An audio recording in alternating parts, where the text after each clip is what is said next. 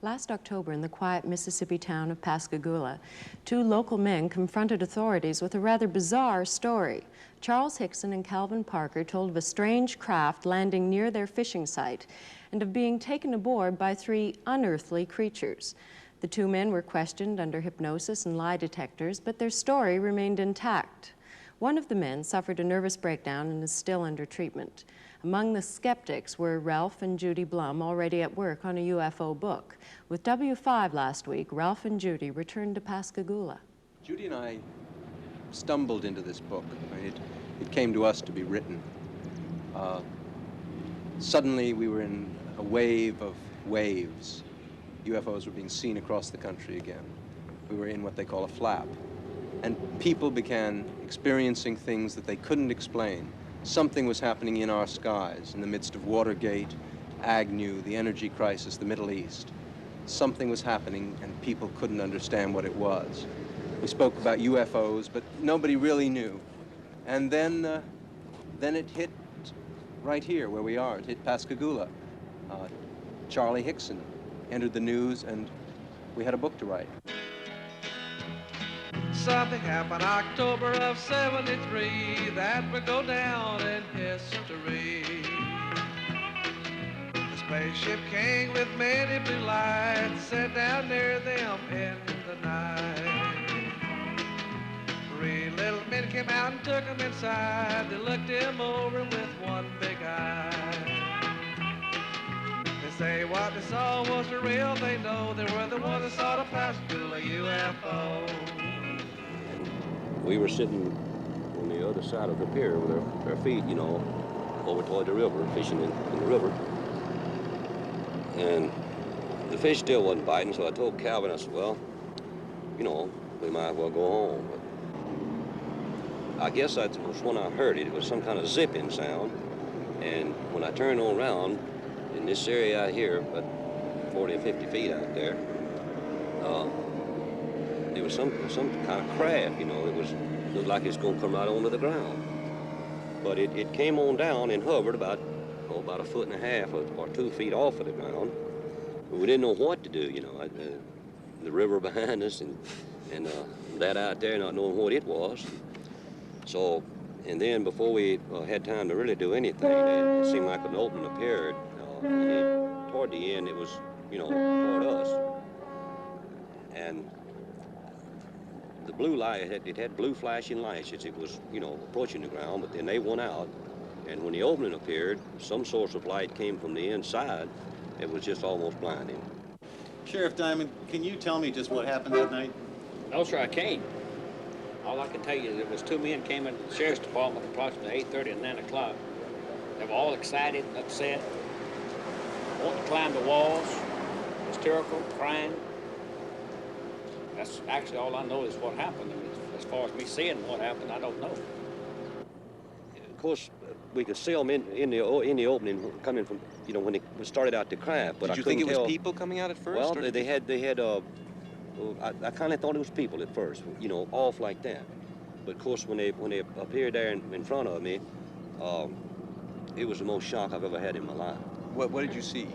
Well, they were shorter than me. I'd say about 5'2" or 3", and they didn't have a neck. Their head, it seemed to come directly to their shoulders, and they had something. It came out to a point about where a nose would be, and on each side the ears. And I believe that they looked like they were a little longer on the ears than the nose. But still pointed the ears. They were still pointing, yes.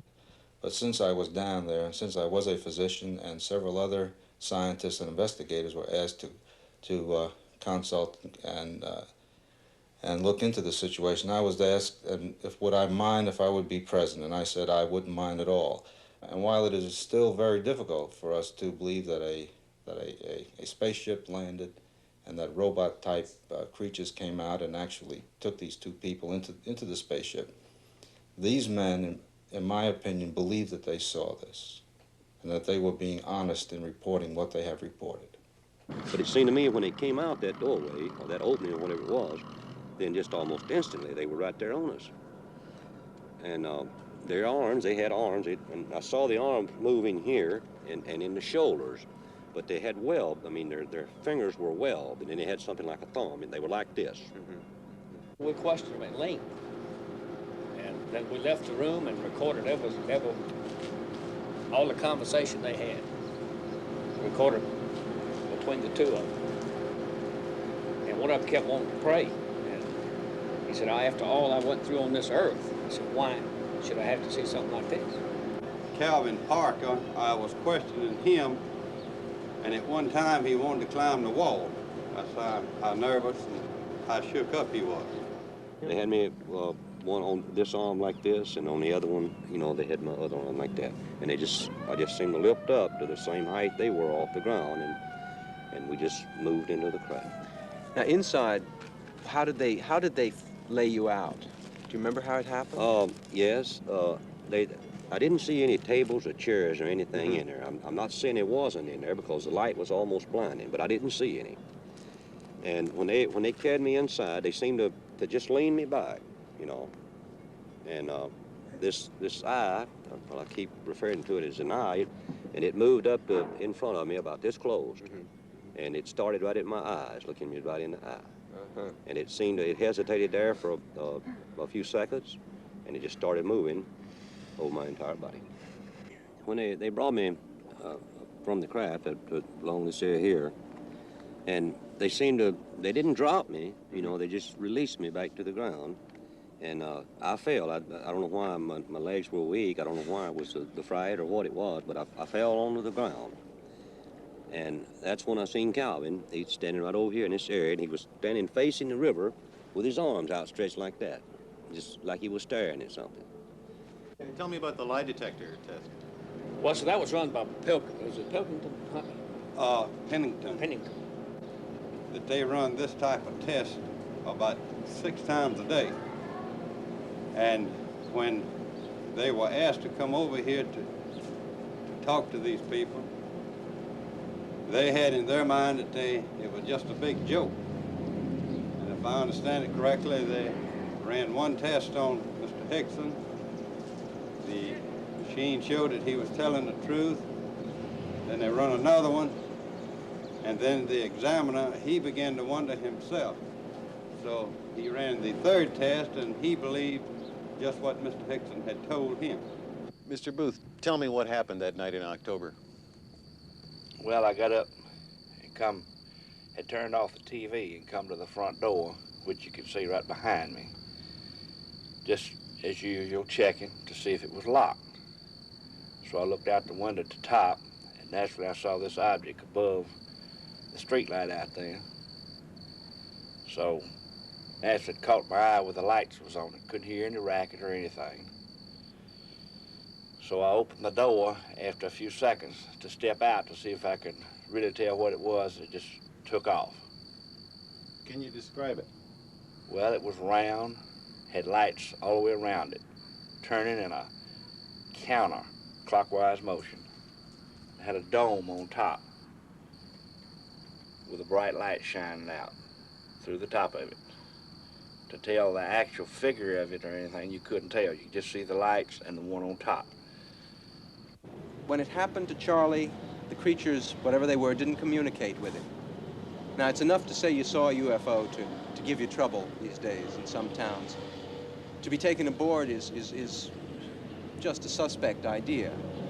But somehow, if the creatures don't give you a message, you're just a touch less incredible. And Charlie says what he said and what we wrote about in the book.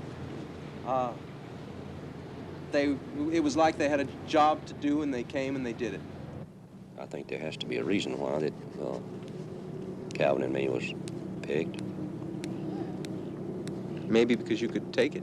Well, it might be. I don't know. I think that they know more of what's going on down here on this earth than we think. And I don't know, they might have been, you might say, looking for somebody that could, you might say, hold up under the strain and convince people that there is another world and there's some kind of life on that world up there. They were the ones that saw the Pascagoula UFO.